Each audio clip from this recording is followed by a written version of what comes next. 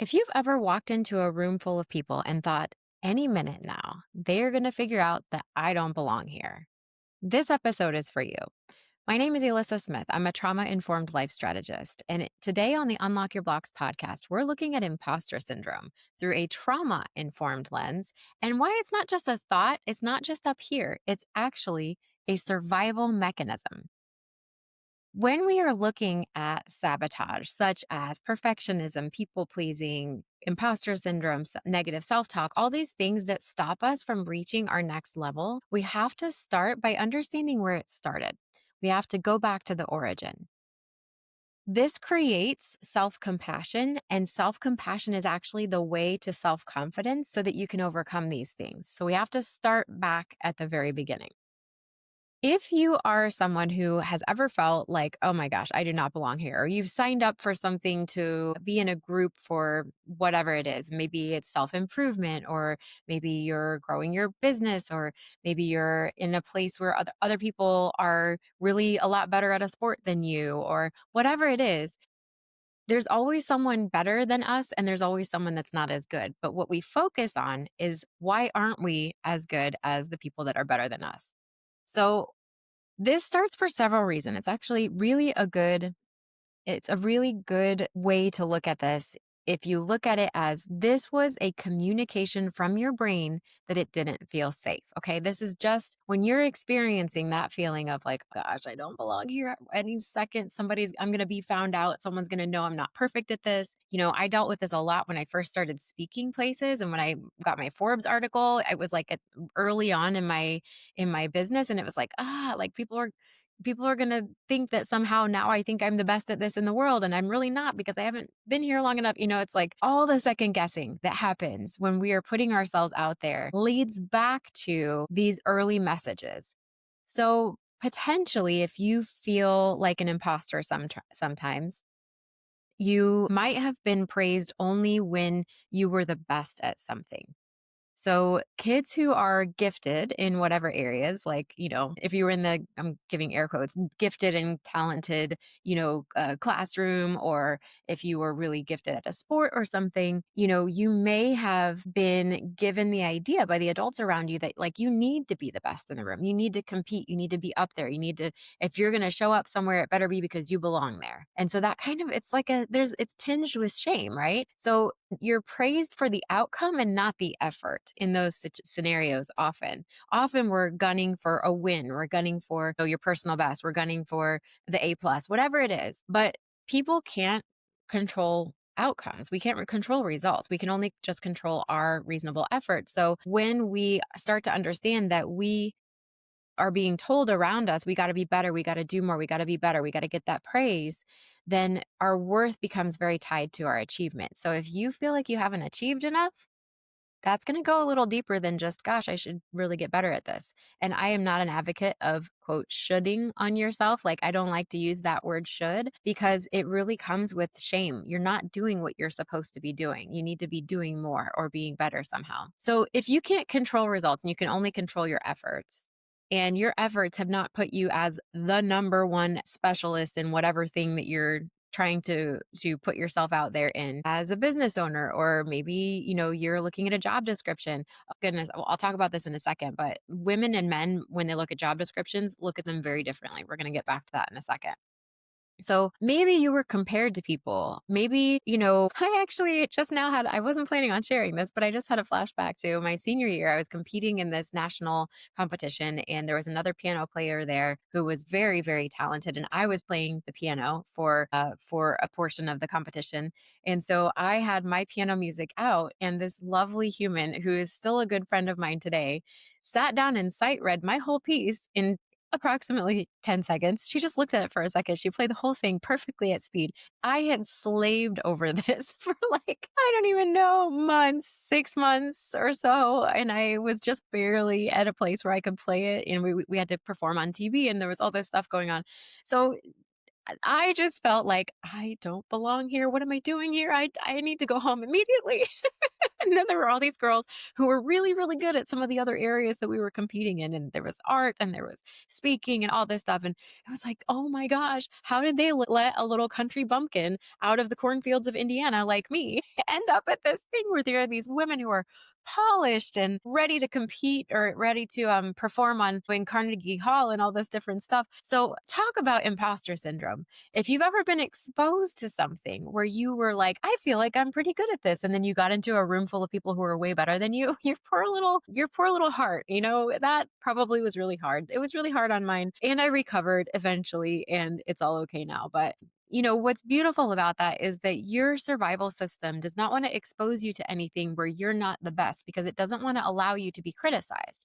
If you're criticized and you're a child in a family unit where you need to please the people around you to get your needs met, which is the survival idea, that's not true. We shouldn't have to please. And there I used should again. Children do not get value from making their parents happy. Children do not get safety, and it is not supposed to be a way that it works that you have to earn your safety as a child. Safety needs to be given just because you're a human.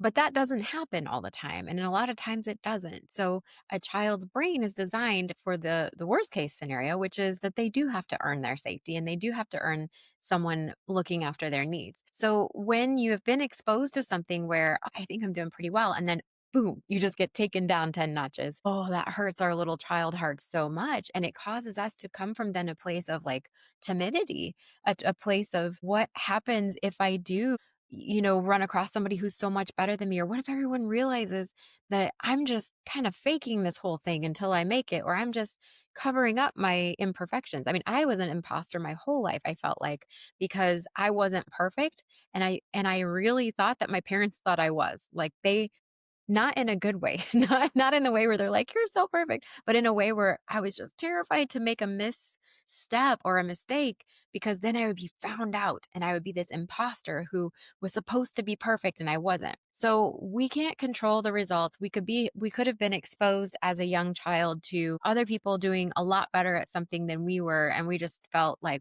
that doesn't just that's for some people. If you have a healthy, secure relationship with your parents, that could just motivate a child like, oh wow, there's more to go on this, I could work harder, or I could see if I could get any better at this.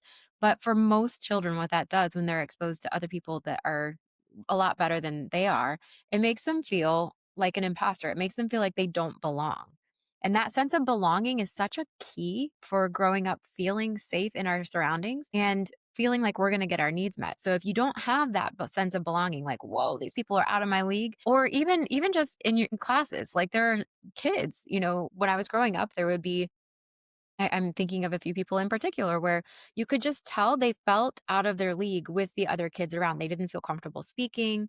They were really smart kids, really creative, but didn't feel confident enough to do that. Felt like they were going to be found out to not be as good as everybody else. So they just stayed quiet. So having to hide your mistakes or imperfections or perceiving that you had to as a child in order to avoid shame and rejection will set you up to feel like an imposter as an adult. Another thing that you might have developed, like me, is the capacity to scan a room for idea or for the indication that you might get found out. So you want to like scan and notice if anybody's going to find you out before someone actually does notice that you're not perfect or that you don't belong, is what our mind thinks it is. So you're constantly in this anxiety as a kid trying to figure out, do they think I belong? Do they not think I belong? How do I need to persuade them that I belong? Or how do I get out of this room so that because I really don't belong? So then the problem as adults is that we try to completely avoid scenarios where we know that we're not going to be the top dog. We know that we're not going to be the person that knows the most in the room, which robs us of so much beautiful life. So avoiding visibility, if you own your own business, you know what that feels like to kind of have to up level and face a new level of visibility, face a new level of accessibility. One of my biggest fears when I wasn't on Instagram or Facebook or anything when I started my business. And I was like, well, I might need to do some of that if I want to actually get clients and, stop just having word of mouth referrals. So I had a coach at the time. She's like, you need to just do it. And I was like, no. So I did, but I was terrified because she had haters online and she still does. She's an incredible multi seven figure entrepreneur. And she had and always has had haters because she's very decisive about what she says and it just doesn't bother her. I mean, I think it gets to her sometimes, but she really doesn't even pay attention now when she has haters and trolls. But for me, I was like, "Oh gosh, what if I get a hater?" And then it happened once and I had somebody in my comments of a reel that I was giving, they're like, "Oh, you're saying that it's not okay to be like this and da da da da." And I was like, "Oh, so this is what this is like." I'm okay. Like I got criticized and I survived it. So my survival brain then had evidence that I'm not going to get kicked out of the herd and eaten by a wild animal when someone doesn't like what I have to say, right? But if you don't have evidence of that, if your evidence is your historical childhood evidence that says, oh, you're not going to get your needs met if you show up in an imperfect way, or if you show up in a room full of people that are really excellent and you're not the best one there, someone's going to find out that you don't belong.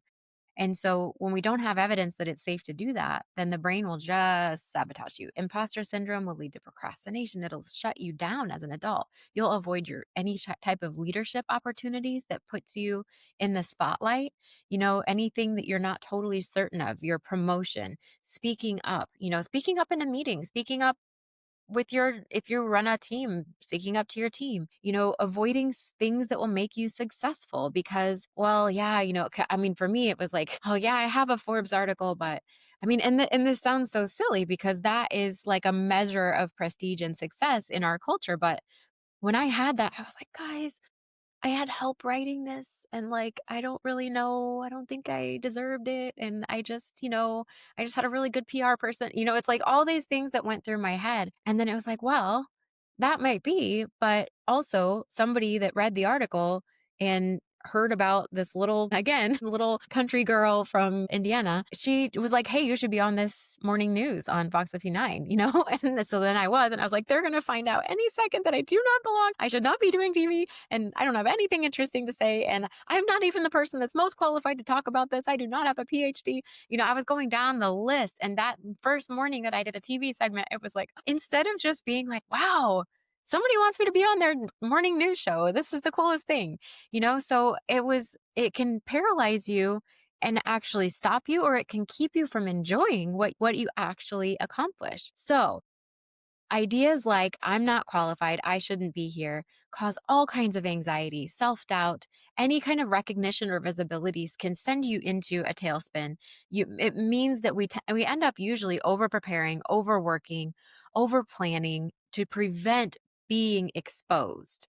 Because that is the greatest fear of everyone who's ever felt like an imposter is to be exposed. And we are vulnerable when we continue on in the same direction, even when we feel like an imposter. So this just leads to all kinds of burnout, exhaustion. Now, let me tell you what I was going to say about men versus women on a job description. Ladies, we are way more prone to underestimate our own skill than men are in general. And when a woman looks at a job description in general, these are generalizations, but this was recently confirmed to me by someone who knows a lot about HR and is in HR. She said that when a woman looks at a job description, she'll see like maybe out of the 10 or 15 things they're looking for, she'll be like, those two, I'm not really strong on those two, so I'm not going to apply. I'm not qualified to apply. But a man will look at the same thing and be unqualified for several things and be like, I'll go ahead and apply anyway. I feel like I could do the job. So women, we are selling ourselves short with this imposter syndrome, saying we're not qualified when actually we should just give it a try. And it's not always true, but in a lot of cases, we stop ourselves from actually getting to where we want to go because we count ourselves out before we even get on the field to play. So, what do we do? The first thing you need to do is you need to notice when you're doing this. Notice the next time you read a job description and say, I'm not qualified, I'm not going to apply. Notice the next time that you walk into a room of really beautiful other women and you feel like, oh gosh, I don't belong here. They're all so much prettier than me or so much more successful. That is another thing we do as women is we evaluate ourselves pretty harshly next to other women. Then you notice, where is it in your body that you feel this feeling? I feel it in my stomach. I feel it kind of like in the middle of my body. And it feels like I catch my breath a little bit and it tenses up, like a little knot in my stomach. And if you can notice what the feeling in your body is when this happens, then you can know to take the next steps to walk yourself out of the imposter syndrome crippling effect. You might still feel like an imposter, but you don't have to let it stop you. So, taking a small action in that moment to challenge the I don't belong feeling. That is could be as simple as, I love Denise Duffield Thomas. She's a great money mentor, and she talks about this with charging appropriately when you're serving clients. If you have a business, she says, "I serve, I deserve." So if I am serving clients, if I'm serving people, I deserve to have money in return for that, and I need to be paid what I'm worth. So that's how she helps people overcome imposter syndrome with money, and especially women are likely to undercharge. So I serve, I deserve. You could think of something else small. One tiny action to challenge the I don't belong message is really a good way to start feeling safe in these imposter feeling situations. And then the deeper work here, and it takes a little longer, but over time, you can actually rewire your thoughts and rewire your brain pathways in about 6 months, 8 months. If you need a little extra time and you're not able to be as consistent with the support that you have around this, like if you're not working with a coach or a therapist on this, you can work with someone like me, or you can work with a licensed clinical therapist to do some of this work. But you need to identify, yes, but address the inner child messages. So that little child who learned that she wasn't enough in whatever scenario she learned it, she needs to be brought up to speed. And we have to work with that part of our brain that says it's still scary and not safe for us to put ourselves out there when we might not be qualified. So we work with her and we help her come to the place of understanding that, you know what, even if someone thinks we're an imposter, even if we don't have everything to offer that everyone else does, we're still going to be safe and loved. One more thing I'll leave you with this, the Dunning-Kruger effect. The Dunning-Kruger effect has to do with people who have the least to offer, oftentimes don't have any idea about that. So a true imposter, someone who is touting themselves as like the best at this thing, and they're really not that great. That's our fear, right? Is that we're saying, "Oh, I'm the best at this, but I'm really not that great." But people who actually aren't that great and who are saying that cannot actually see that they're an imposter. So if you are wondering if you're an imposter, if you're wondering if, oh my gosh, I don't belong here, that means that you can't possibly be an imposter because you have the capacity to evaluate your skill and evaluate your ability to contribute to the situation. People who are actual imposters are the ones who don't have the capacity to evaluate, and they just put themselves in as though they are these great people at everything. Not that you need to be great and not that it's anything to be ashamed of, but I just wanted to put that in there and leave you with that thought that if you are worried that you are an imposter, you're not. So I hope that this is helpful for you. Feel free to, if you're a woman, you can book a 15-minute free chat with me about the origins of any imposter syndrome that you had, any childhood trauma that may have led to it. We can uncover without going in too deep or painful. We'll uncover that in a free 15-minute Unlock Your Blocks focus call. And you can see the show notes for that link. And I hope that until the next time we see each other again, you will take such good care of yourself.